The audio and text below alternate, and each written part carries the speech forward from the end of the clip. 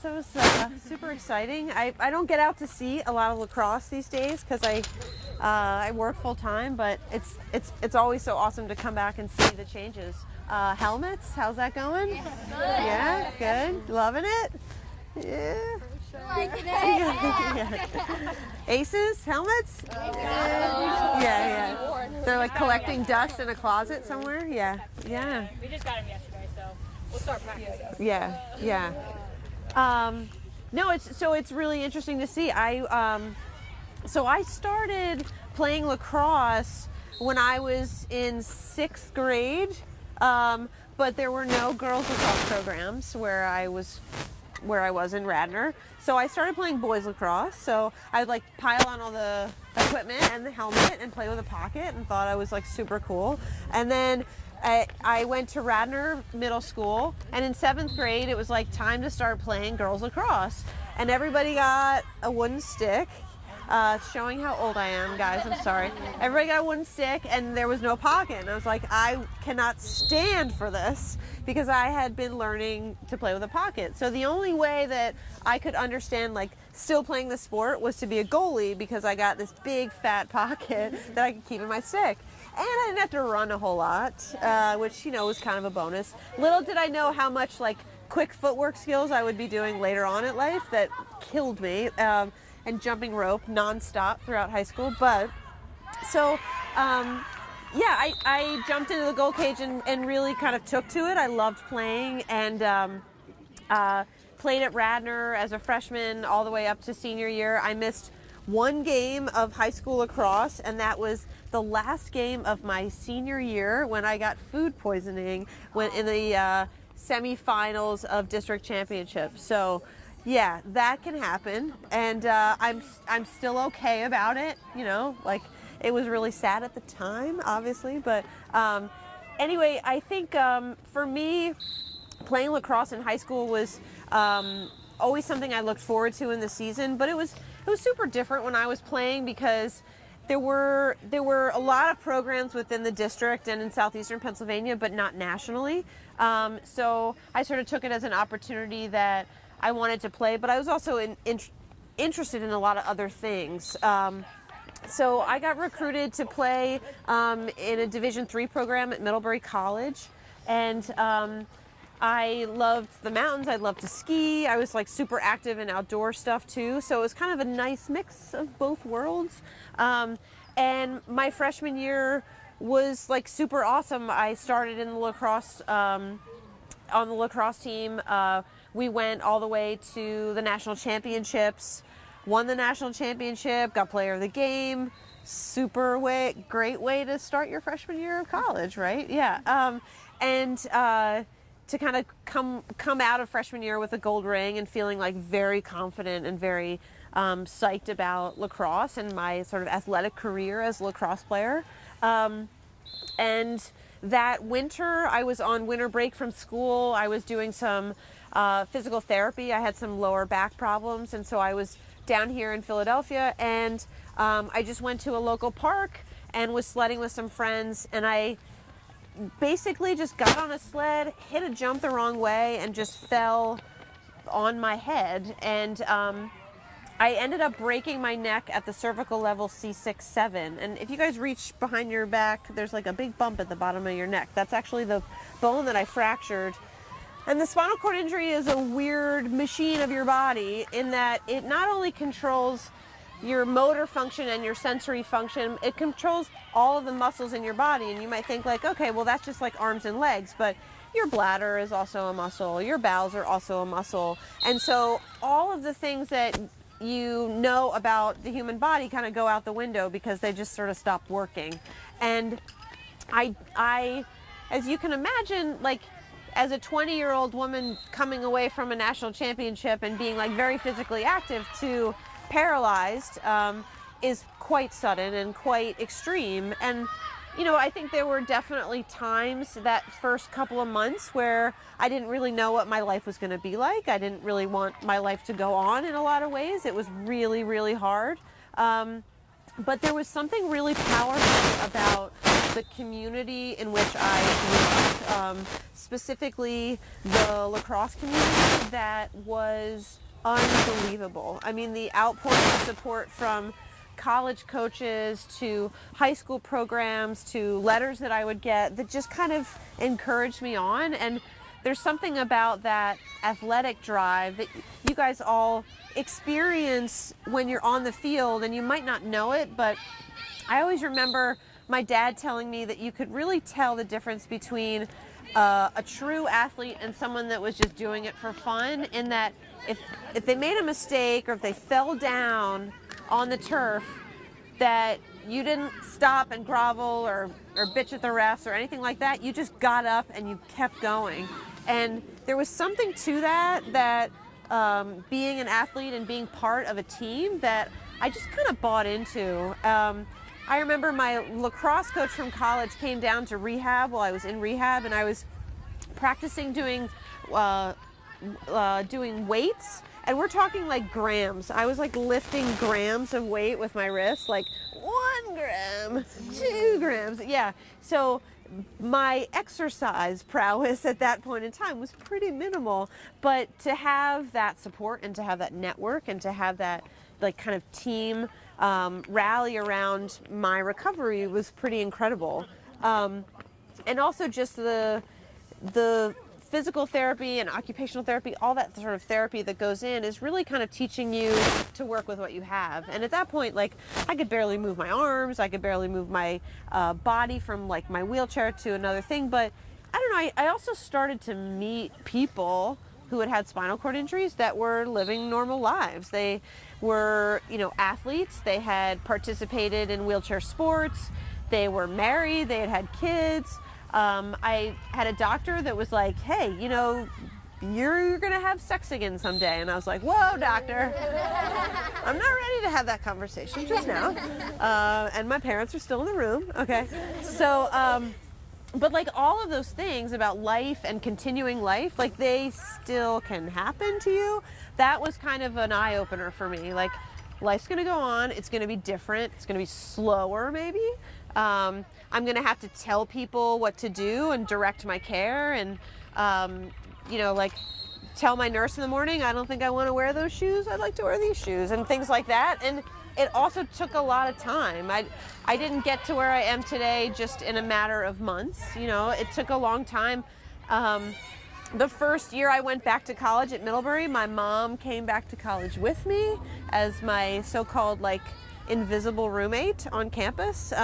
So it was sort of like, Mom, if I'm going to really do this, you have to kind of close an eye to all of the things that a college student wants to participate in extracurricular activities, or staying out late, or God forbid, a couple people come over to the house or something, whatever. And so I think like the transitions were really slow. And I gotta say, like, having my mom in college that first year back was like super uncomfortable, but she was amazing and very cool about it. She took a year sabbatical from her job teaching and, was just there to make it work. And my last year at college, I was able to go back with a nursing aide who was a little bit younger and I felt more comfortable with. And I was able to kind of get back into lacrosse in a new way. I started coaching the team and was sort of helpful on the sidelines. And that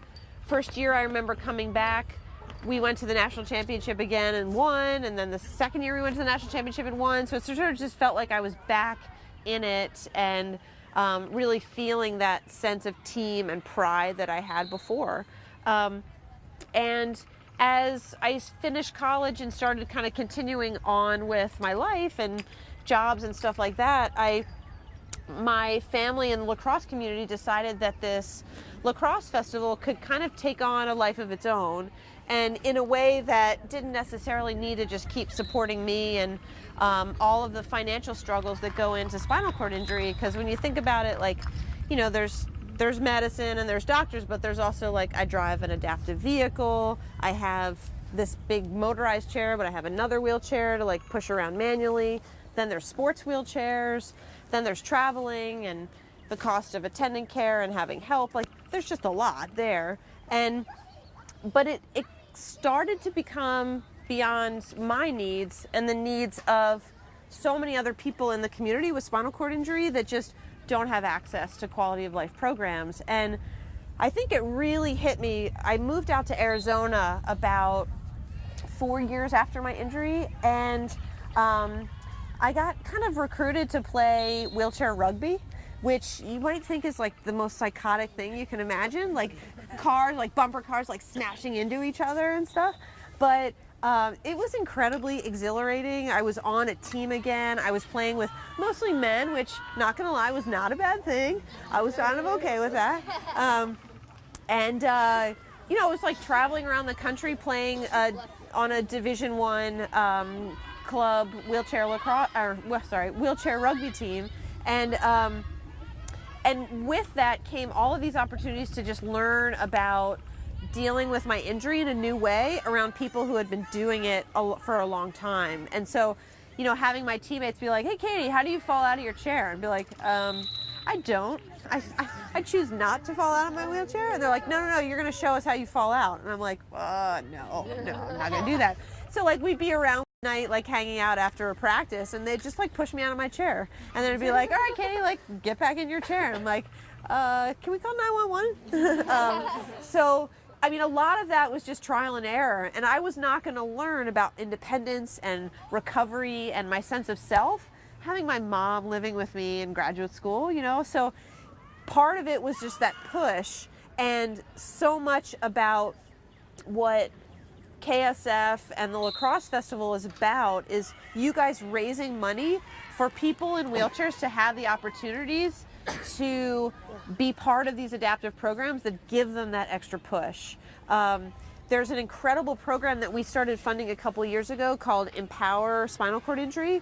And it's actually a camp that they send people 1 to 3 years post-injury to a summer camp in Long Island, and they go completely by themselves. They don't take any attendant care, they don't take any family members, it's all provided, it's all free, and they just learn everything about everything. They talk about yoga, they talk about wellness, they talk about how to travel on an airplane. They expose them to every adaptive sport, from scuba diving to body surfing to wheelchair rugby. And because of the fundraising that the festival did last year, we were able to give Empower enough money to do 2 weeks of the camp, not just 1 week. And the response from these men and women, their ages like 13 to 50, is extraordinary, because they not only go back to their homes and they're like, "Okay, I think I'm ready to drive. Okay, I think I'm ready to move out of my house. I'm ready to go to college. I'm ready to go to school, graduate school. I'm ready to maybe date someone. Hey, that could be kind of cool." And it's about allowing people that have kind of suffered through the really catastrophic part of spinal cord injury to make that next step. Because you guys all understand the importance of team sports and the value of it. And you don't really get it as an adult, you know, you have to kind of seek out and find it. And, you know, it's like there's so many retired people out there that play like tennis and golf. I mean, couldn't you wish that like your team sports could just last a lifetime? Because the friendships that you make and the connections that you make through team sports is invaluable. And the fact that we're able to give that to people who've had spinal cord injury is really, really awesome. So I want to thank you guys for what you're doing, because I know the fundraising feels sometimes a little uncomfortable. It's not really that easy to ask someone for money for something, and especially if they don't really know what you're talking about or what it's for. But I really think it's also like incredibly amazing that you guys as high school students understand what philanthropy is all about, and being able to raise money for people who can't do it for themselves, and to kind of pass that on to other people, and to make it a little bit of a competition too. So, you know, there's a little incentive there for you guys to raise the most amount of money, and also to feel that incredible sense of pride that you're doing it as a team, and you're not asking your parents, you know, late one night before you go to bed, like, "Hey mom, write me a check for $1,000 for this thing," because we all know like that, you know, people do that. And but I think it's also really amazing that you guys put in the effort and you do these events and these fundraising things, because it makes being at the festival, I think, that much more important. And you're playing for the competition and you're playing for the day, but you're also playing for something a little bit more. And yeah, so thank you. And I'm totally open to questions if you guys have questions or whatever. But I'm just very impressed by all you gals. Yeah. Yeah. Yeah. Yeah. Do you guys have questions or anything? Yeah. What's your job? My job. Yeah, I didn't even talk about my job. That's how much I love it, right? So I work at the Pennsylvania Academy of the Fine Arts. It's the oldest art museum and art school in America. It's right in Center City, like 2 blocks from City Hall. And I'm the assistant director of museum education. So I direct and oversee pre-K through 12 programs, family programs at the museum, and programs for special audiences. So it's a lot of work, and it's very busy. And I'm gearing up for our summer art camp. So I direct a 7-week summer camp for 5 to 15-year-olds. So it's fun. I love my job, but it's also a lot of work because you work in nonprofits, and I love being around art. Art is my passion in a sense. I was never really good at making art, but I always really loved looking at it and studying it and talking about it. And I'm actually this weekend participating in a conference bringing in doctors into the museum to teach them how to look at art, to try to instill back the sense of humanities and close looking in doctors, because I don't know how many times you guys go to the doctor and they sort of just like write things down and don't really look at you. And so the idea is to bring back that sense of having doctors make face-to-face contact with patients and actually see, like, does this person look sick or not? Yeah. So yeah. Other questions? Have any of you guys been able to see the wheelchair sports at the festival, either before or after your games ever? Are they usually where like the basketball court is in the fields? Yeah. Down on the like the King of Prussia side? Yeah, the basketball? Okay, cool. Yeah. Oh, you did? Okay. Nice. Yeah. Yeah, so I think the rugby team might be demoing in the morning. And then I think there's tennis and then basketball. So yeah, it's cool to get in one of the chairs. As the wheelchair, I don't actually play wheelchair rugby anymore. After about 9 years of playing, I sort of developed some arthritis because I kind of overdid it a little bit.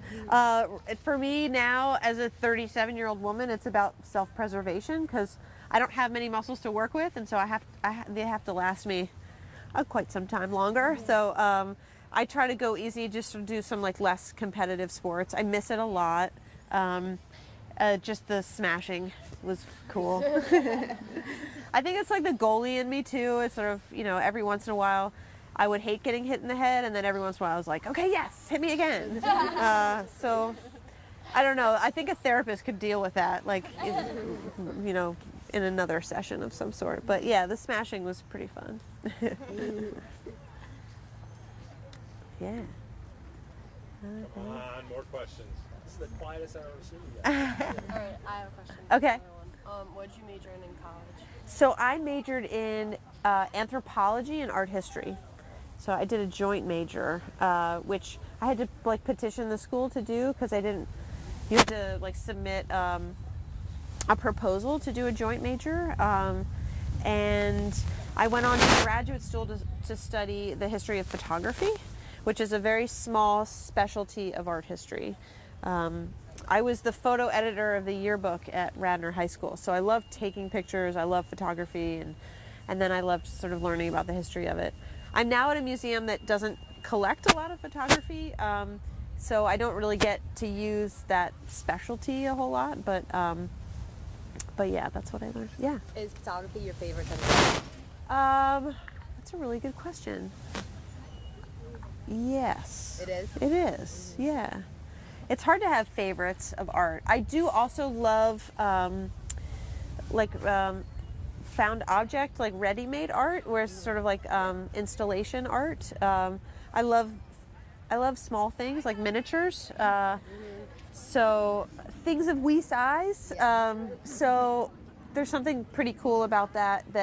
There's some contemporary artists that are working in miniature right now. That's really cool. There's a contemporary art group in West Philadelphia that have replicated their entire art studio in miniature, and you can actually like step inside it and walk around, and there's like miniature fire hydrants, and like it's really cool. It's called Subtraction. You can look it up online. It's really cool. Yeah. That's a good question. So I drive an adapted vehicle. It's a Honda Element, and I kind of enter in the side through a ramp. I either wheel up in my manual chair or in my power chair, and I transfer into like a swivel seat that kind of turns and goes up and down. And then once I'm in the chair, I steer with my right hand, and I do gas and brake with my left. So technically, when you learn to get your driver's license with a spinal cord injury, you have to be able to do 5 things at the same time. So steer, gas, brake, turn signal, steer, gas, brake, turn signal, horn. Yeah. So when I first originally learned, I did my turn signals with my elbow, and now I just use my hand when I remember. I would say the most complicated thing about driving is not being able to use your hands to like wave at people, like to signal them on, or to do other gestures with your hands that you might want to be doing. Not that I do that ever. But yeah. My sister had a back surgery in college, and she also played lacrosse. Okay. And it wasn't as severe, but she said it was really hard to like come back, and people like treated her like she was glass. And like she said, that it was really hard for her friends to like, they constantly were asking her like, can you do this? Is that allowed? Like, yeah. Was it as hard for you as it's? It was really hard, and I think I not gonna lie, I think I retained a lot of good friends that were there to sort of support and not treat me like I was in sort of a glass house sort of thing. And then there were friends that just didn't quite get it, and we're no longer friends. Peace be with them. They didn't die or anything. It's just, yeah, that sounded weird. It's sort of like, I think also I've had friends that have come back that realized when I had my spinal cord injury, they weren't necessarily mature enough to deal with it. I mean, I was 20 years old. I was a kid still, I mean, when you're 20, you guys probably don't want to think about that, but like you're kind of still young, and you're sort of developing who you are as a person and your sense of self. So I think it took a lot for me to understand that and to kind of reconcile with the fact that like some of my friends circled back around. But I think for me, I have this sort of rule with people who know me and know me really well, is if I want help, I'll ask for it. But I don't really like people to sort of be like, can I push you, or can I do this, or let me know if you need help. And I'm like, I will let you know. Because part of rehab was really like being able to tell someone, can you open that door for me? And if you can't tell someone to open the door for you, then you're going to sit there and wait for someone to open a door for you. So you have to kind of get up the courage to do those type of things. And that took a lot. I was the baby before my little sister was born. I was the baby of the family, because my little sister was born when I was 15. So I think there's also a part of me that like had to learn how to just stick up for myself and advocate and things like that. So, and it's amazing to me how much like some of my close friends get really feisty when it comes to like, we'll go into a store that's not wheelchair accessible, and my friends will ask like, well, do you have a handicap ramp or something? And they'll say no, and then they'll just get pissed off and like yell at the store owner or something. And I'm like, okay, the ADA law was developed for a reason, to not put small businesses out of business. Like, we'll come back someday. So I think some of them, really stick up for me in other ways, and which I love. It's great, and sometimes it's really embarrassing. Yeah. You said your sister was born when you were 15, so she must have been, I guess, 5 when you had your accident. Yeah. Was it hard for your mom to like deal with like going to college would be with helping you out, but also with like raising a 5-year-old? Yeah, actually, so my sister is my half sister, so she was born with my stepmom and my dad, and I think it was definitely hard on my dad and my stepmom but they wanted her to experience everything and be exposed to everything. She doesn't remember a whole lot of like the first couple of years. There's a few pictures of her like coming to see me play lacrosse in my freshman year of college, and so I think for what's really interesting is not necessarily my sister, because she's kind of knowing most of her life in a wheelchair, but I have now 2 nieces and a nephew, and they were born with me with a disability, and they will always know me with a disability. And my 3-year-old niece, just this past Christmas, she's just talking a mile a minute, and she just said out of the blue one day, like, "Why KK no walk?" And everybody, my sister-in-law started crying. My brother's like, "I don't know what to do." I'm like, "Guys, this is not a tragedy. You know, like, this happened a long time ago. I'm okay with who I am as a person. Like, let's this is a positive thing." She's asking questions, she's inquiring about the disability. Like, she is so much more aware than I thought she was about the fact that I'm in a wheelchair. You know, I think a lot of kids, especially young kids, look at the wheelchair and they just say, like, that's just such a bad thing that happened to you. And meanwhile, they don't, you know, it's like, I drive a car, I have a job, I've flown an airplane, you know, I've had a boyfriend. Like, you know, there's positive things that happen in life. And so to sort of look at the... Wait, you flew the airplane? Yeah. Yeah, wait. I'm confused. Yeah. I know Sophia, she meant she rode in an airplane. She's like, no, she said she flew. Yeah, no, I have flown an airplane. I used to fly a glider in Arizona. Yeah. Wow. That was cool. Yeah. That's really I'm actually not very good at like the pulling G part of it, when like the pilot, when I was doing training, is like, "All right, Katie, we're gonna pull some G's," and I'm like, "Yeah," and then I threw up and stuff. So, and you have to develop like an incredible amount of neck strength if you're gonna become like a glider pilot long term. So I did it a couple times. Didn't have the stomach for it, but I did it at least. So yeah. So yeah, I think I'm always trying to encourage, and I feel like I try to exude that type of positivity on the world, because I don't really understand the other option. Like, there isn't another option for me as far as like, I don't know, sitting at home and feeling sorry for myself and watching cable television. Like, we all know how bad that is. Yeah. I have marathoned a few things from time to time on a bad day. I won't lie about that.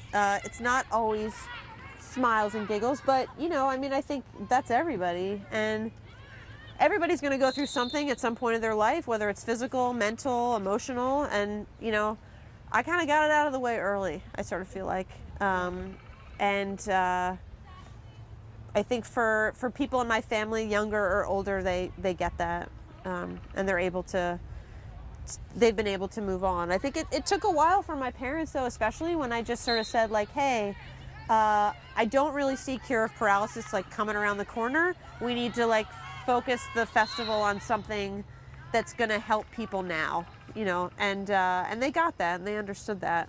I mean, we're still giving money for research. There's still a lot of progress that's being made in spinal cord injury research, but you know, I like who I am as a person, as I am now, and I don't really think I need to be cured of anything. So it's kind of made me who I am in a sense. If it's like a special magic pill came around, I'm not gonna lie, I might take it, you know. But I'd really have to think about it. So yeah. Cool. Well, thank you guys so much. This has been awesome. Oh wait, one more. Yes. You've given a lot of great advice, but if you had one thing you could go back and tell your high school athlete self, what would it be? Oh wow. Think about it for the last 25 minutes. She just wanted the last one to say something. Yeah. So this doesn't like extend beyond the circle of trust, right? We're in a circle of trust. I had a very difficult high school lacrosse coach. I still have some nightmares about that situation. Yeah. Shocker, right? Yeah. Very challenging, very tough, and I think there's a way that if I had learned to build some coping strategies as a high school lacrosse player to shake things off a little bit, do some deep breathing, maybe some mindfulness. I'm a big believer. I practice meditation, not altogether regularly, but that when it comes down to it, like what a coach says in the moment isn't going to last your lifetime, and they're just trying to make you better and trying to build up your confidence. And sometimes they might go about it in a way that at the time you might not enjoy, but that, you know, there's a higher purpose for all of it. And I think I always tend to think about the fact that, like, you also, like, on any given day, you never know what's going on in somebody else's life to make them react the way that they do. So someone cuts you off in traffic, maybe they didn't have breakfast that morning, you know. Coach Dick yells at you and is really, really angry. He might not have had a good night's sleep the night before. Yeah, because he was watching film at 3 in the morning.